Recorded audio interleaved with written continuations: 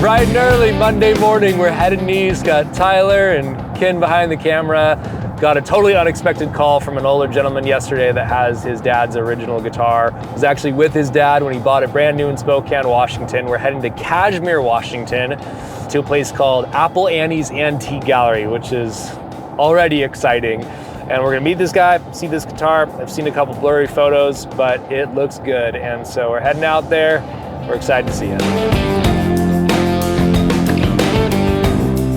It's been a while since we've been out this way, but our buddy Rob Newsom's out here. We did a video on a cool 52 Les Paul, a few other things. Just past Chris Jansen's house, we did a video out in Roslyn with. So there's some guitars out here, but I don't know the last time that I came across this particular model out here, uncirculated. And every time this happens, we're kind of thinking this might be the last one, but they're still out there. So we're excited. Gonna go meet this guy for the first time. We've only had a few brief conversations. I mean, he really didn't have to twist my arm to jump in the car and get it. He knows what this thing's worth. He told me what it was, and if it's as described, I gotta get it. It's the kind of stuff we need in our shop. So we're gonna have Tyler go through the whole guitar, confirm all that, and just kind of take it from there. But beautiful drive. We're gonna continue on Blewett Pass, and we'll see you at Apple Annie's Antique Gallery.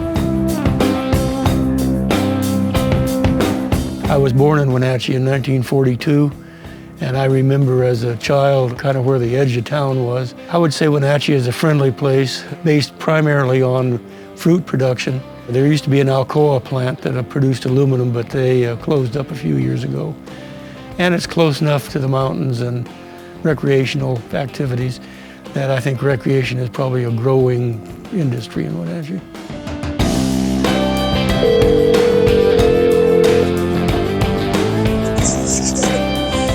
Hello. Hey Ron, this is Trevor. How you doing? Good. We're making good time. I'm actually just a few minutes out. Ready if we roll in? I'm already here. Yep, I'm already here. Third stoplight, and you'll see the sign to your left front. You turn left.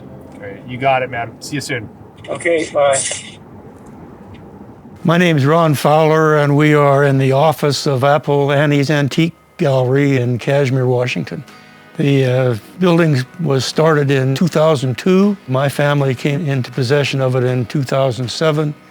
My dad died in 2017, and that's when I became the manager. We have booths down on the main floor that people rent. They pay a certain amount each month based on the size of the booth that they have. Then they put their own material into the booths, and whatever is sold, we get 10% for having sold it. January and February are slow, and probably August is our best month. We make a little more every year than we do the year before, seems like. Hopefully it's more than inflation. Okay. I love it. I feel like I'm meeting the big mob boss up here. Yeah. We'll go in and look at the victim. Yeah. Sure. This is my facilities manager. Hello. Trevor, good to meet you. I brought our legendary guitar tech to do it. Okay, he's got perfect. I got my bag. So. All right. Cool. Here it is. Okay. Well, let's take a peek. Let's get into it. Wow.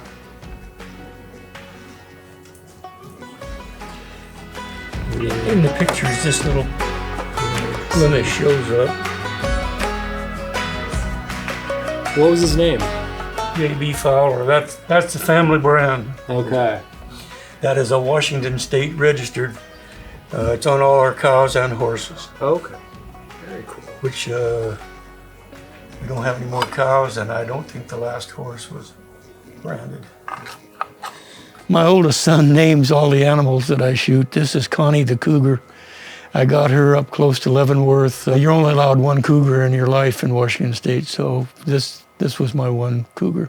My father's name was J.B. Fowler, just initials, no first names. He was born 18 December 1921. My parents were born in north central Arkansas, and during the Arkie-Okie exodus, they came to California. Luckily, hated it in California and moved up here, started working in the orchards and the packing houses, saved enough money to buy a truck when they first started selling civilian trucks after the Second World War. At the same time, my dad was working as a teamster on Chief Joseph Dam up in Bridgeport, Washington. My father was a very hard worker. I think he enjoyed working, and he taught his kids to work as well. I can remember at age 6 or 7 working up on Wenatchee Heights picking cherries, which I hate to pick because you have to have fast hands. I had to pick one lug, one box of cherries each day before I could go play. The Jaglas had orchards up on the heights, and they also had sheep. So after I picked my box of cherries, then I would go play with the sheep. As my parents bought farm ground in Quincy, in fact, just above where we're sitting, there's cow ground, steep dry land. My dad had 8,000 acres back here and ran 240 pair cow calves and however many bulls that took. But as he got more and more ground in Quincy, irrigated ground, he finally got rid of the cows. And when I came home from the Army, he said, "You want to run cows?" And I checked my memory real quick and said, "No, I don't want to run cows." All the kids knew that they loved us all the time. And my dad was focused on being a success, I think. As a kid, I never went hungry. I was adequately clothed. I was expected to do good in school, as were my sisters. You know, it was a basically fun childhood for me. We went to Spokane one day to buy this guitar, and I got to go along with him. I was 10 years old. The guitar was purchased sometime in the spring of 1953. It was late enough in the spring that there was no snow on the ground. My mother and 2 sisters did not go with my father that day, but I got to go. And it was a big day for me because I got to sit in the front seat. My dad had a 48 Buick. It was maroon in color, and it had a sunshade over the front windshield, which I thought was really cool. But he would drive a little too fast, and that thing would fly off every once in a while. So the day we went to Spokane, I don't remember if the sunshade was on the car or not. But having been born in Wenatchee, you know, there were 2-story buildings, and maybe one, the Cascadian Hotel was 8 or 9 stories, I think. Bridgeport was all single story. So when we got to Spokane, for me, it was a big city. We were in the downtown part of city. We went down a street, and he made a right turn onto another street and discovered he was going the wrong way down a one-way street. So we went to the end of that block and turned right again and discovered that once again he was on the one-way street going the wrong way. Really, that's my main memory of going to get the guitar. I do remember going into the music store with him. I remember going in the front door and there were guitars everywhere, and other than that, I imagine while he dickered and bought this guitar, I went over and looked at other guitars, but really that's all I remember. I think he knew what he wanted. He had acoustic guitars. When he bought it, he was a member of a band whose name I don't know. It was a little Western band that played up in the Bridgeport, Okanagan, Omak area. And I never went to anything that they did. I never saw any of that. So when he went to get this electric guitar, I think he knew what he wanted to do. I remember as a kid, maybe 12 or 13, we went to the Grand Ole Opry one time. My parents, they were friends with a guitar player from Nashville named Marshall Barnes. He came out 2 or 3 times to go elk hunting. I was in the party one time. But it was primarily country music and church music.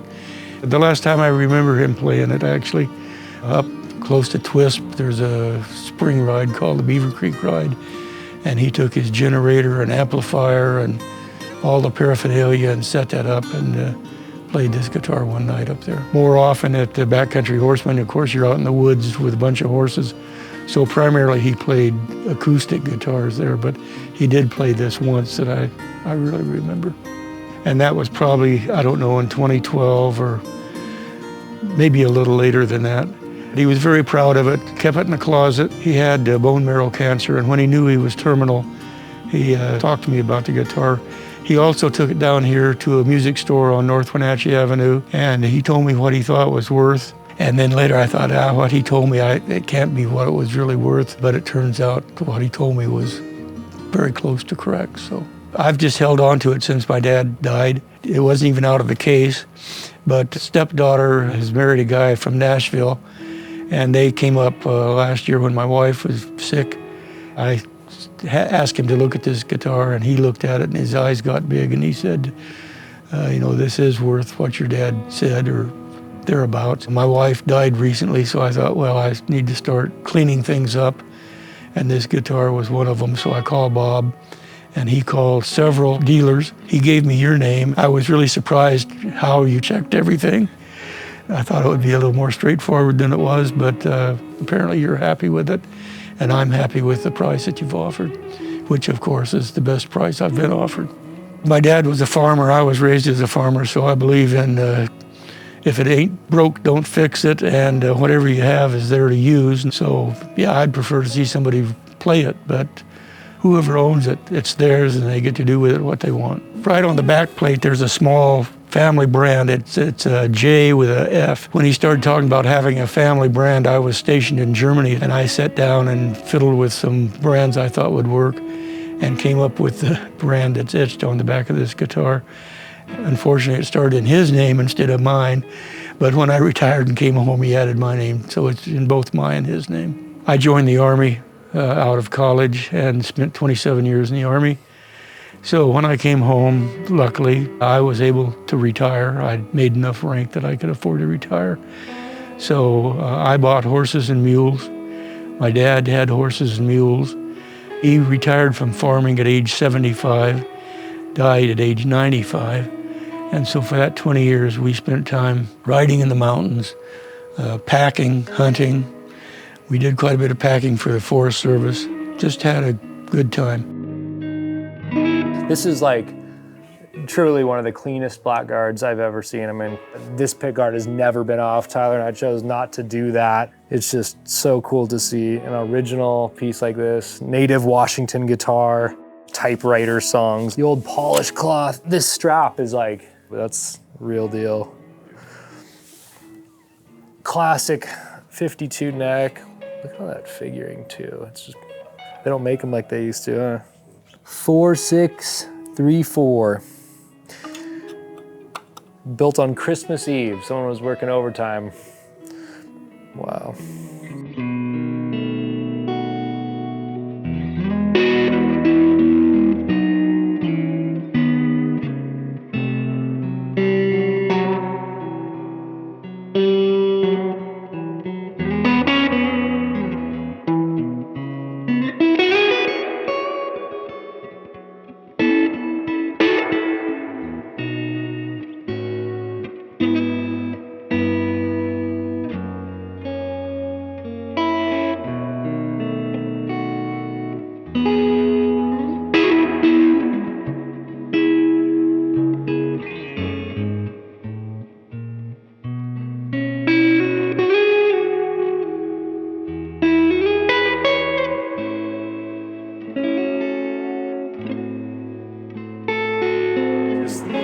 You can't put a price on hearing it from the horse's mouth, no pun intended, but those were some true cowboys and very appropriate for an old Telecaster. So we're gonna load up. We heard some thunder, so we're gonna get on the road, get this thing back and get a good demo on it. We are going to try to weigh this. We're just leaving and somebody asked what the weight is and we're trying to guess. Less than 8, it's gotta be. Yeah, 7.5. How much is that scale? We should just buy that too. Well, everything's 50% off. That's good. Oh, okay. Yeah. Cool. We'll buy the scale.